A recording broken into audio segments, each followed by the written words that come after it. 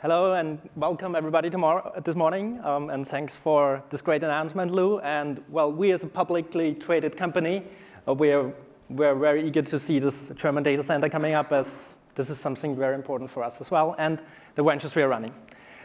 Well, my name is Gerald Madelmeier. I'm a performance manager at ProSiebenSat.1. I'm doing a lot with technology, and today I'm here with the CIO of Verivox, and we are going to talk about how we are doing performance management at ProSieben and give insight into a project we recently ran.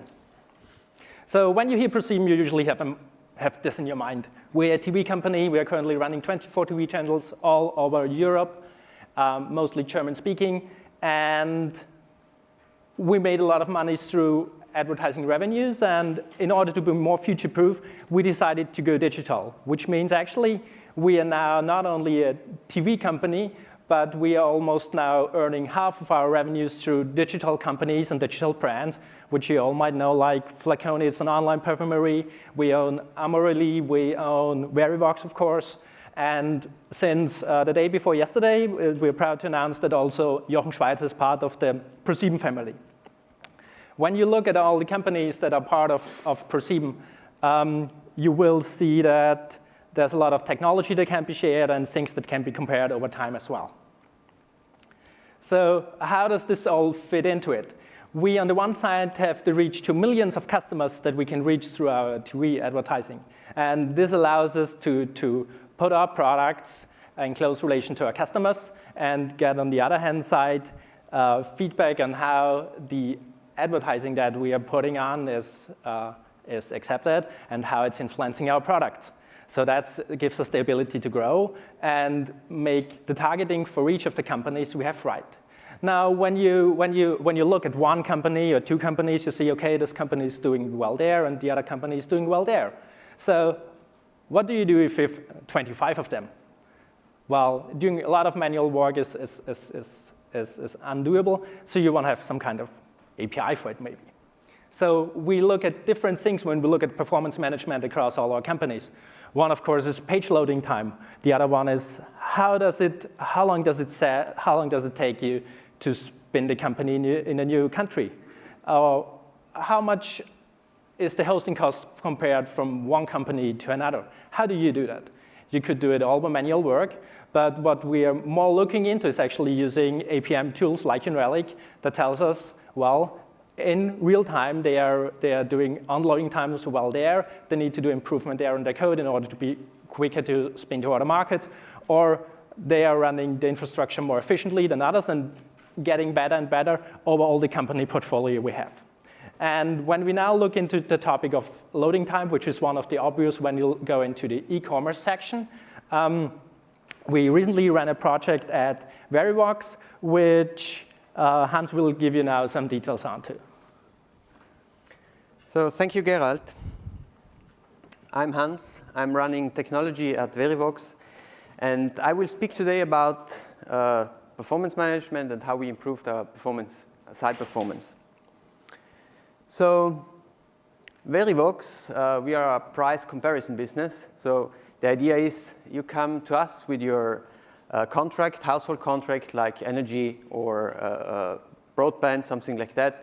You tell us what you pay actually, and we give you a cheaper price for that. So we compare it and give you some cheaper things. We are founded in 1998, so pretty old business already, 20 years in business, but still having 20% growth rate year over year. We have around 100 software engineers. Tech in total, 140 people, more or less. And the team comes from more than 20 different nations, and we are hacking in 10 different locations spread over Europe.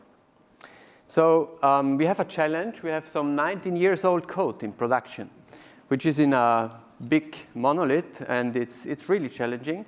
And this monolith is running next to a lot of microservices, which are powered by modern cloud technology. We do more than 1,000 pull requests a month, constantly changing our services to what the customer wants. Have around 90 to 100 releases a month in average. And another business number, so far, by our services, we could save to our customer in total 1.6 billion of euro because they were just using us to find the cheaper contracts. So let's go back to performance management. We heard already before from Lou that's important. So I have another statistic here, which you can find many of them in internet. So what the customers expect is a site to be loaded in average 2 seconds. That's good if you are fast, but 80% of those customers, if you are slower, if you have performance issue, won't come back to you. And even worse, 40% of them will tell their friends that they should not go to you because your site is just too slow, or your service is not good enough. So they would give you an NPS score of 0. So engineering-wise, performance management or site speed is pretty complex beast. So many things which play a role. There is like browser speed, like database performance, application speed. You can look at KPIs like time to interact, time to first byte, DOM content loaded, Google page speed index, also very useful. There are a lot of different tools to measure like Pingdom, Relic, Google Chrome, development tools, a lot of things. So we faced this situation, and then we thought, so where should we start here?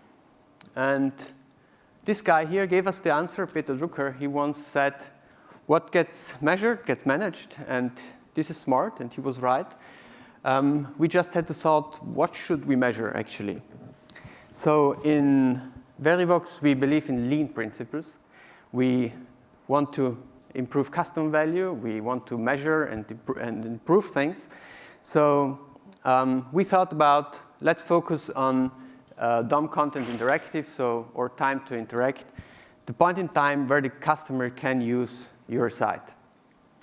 So what we did is we grabbed some tool, and then we started to measure, and that's what we found. So our site speed were more or less like a big, overloaded, heavy truck. It was not so fast. In numbers, this means 5.1 seconds until DOM interactive, which is far away from 2 seconds. And actually, let's try this 5 seconds, what it means.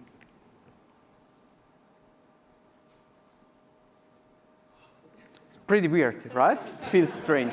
Why should I wait so long to a site to be delivered? So it's really, really bad. And it was very clear for us, we have to do something, we have to improve. So we had one KPI defined, it was the DOM interactive. But we had also to think about other things we have to measure, and actually also how to measure them. And on the what to measure, we defined a set of KPIs. So we concentrated on things like time to first byte, to loading time, in all its variations. We focused also on KPIs which have more to do with engineering excellence, like Google page speed index or file size, DOM depth, the amount of domains we touch. But we also thought about things like cookie policy or how many tracking pixels we actually deliver. So we had those KPIs. We actually measured them. And what we found is a set of numbers. But to add some pepper to the situation, we looked at other sites out there. Other sites which do similar things like us. And what we found was we are not doing very good. So this gave us the ambition and the speed to follow up and to improve and to try to make things better. And then while doing the work, we found basically 3 things useful for us when measuring things. So we used outside-in measurements. So once you measure your site speed, there is always 2 components. On the other side, you measure from a certain point, you measure certain things, and they are there's some moving targets somehow because it's different bandwidth, different locations, different latency. So these synthetic measurements give you the opportunity to make one side fix, and then you can improve the others, and you get always reliable measurements. So it's very useful, in our case, it was very useful for benchmarking, for development. So we could improve and we could see really whether we improved or not. But it's also very useful for homegrown solutions if you do more fancy stuff. On the flip side of the coin, it's always a lab situation. So it's not what the customer really sees, it's what you measure. And tools we used was New Relic, obviously, but you can also do it with Ping, with Socket, vget, or what we did is Selenium browser and Selenium with headless browsers like Phantom.js or Chrome headless, which was released lately. Second category was then the customer experience. So inside out, we have pixels that are delivered with your markup, and then this pixel is collecting performance metrics. And what you here do is you verify your customer experience, which is maybe the most important KPI anyway. So here, no benchmarking is possible, but for this we had the first one. And tools we used, mainly Google Analytics and New Relic for using that. So the last category, obviously also very important, were server-side measurements. So we had a look at what our infrastructure does. So how fast is our database, how fast is our network, things like how fast your application is actually running. And here as well, we used New Relic for measuring those things. You cannot do some benchmarking, but obviously this is a very, very important part to be measured. So using those three things, using our tools, our KPIs to measure, we made several iterations. And while doing those improvements, while doing some iterations, we actually came also across business decisions to be taken. So here you see a chart where we compare our site speed with ads and without ads on it. And what we did here is we discussed with marketing, with our business guys, and we prioritized here speed and obviously conversion rate over additional revenues we used to get by providing ads, which was a good decision for the site speed. So what did we achieve? Now the situation looks different. We have a pretty fast site. Meanwhile, we are rendering below 2 seconds, so time to interact is around 1 to 1.5 seconds on average. And this is a situation where we are really happy with, and proud that we have achieved it. So it's a shiny place. Our customers are happy, our CEO is happy, so all good. The important thing is to keep this thing, because just 2 weeks ago we delivered a feature and the site speed was gone again. So obviously we had to think about how to keep this site speed in place. And what we try to do is to make site speed a habit. So we try to include it in our company DNA.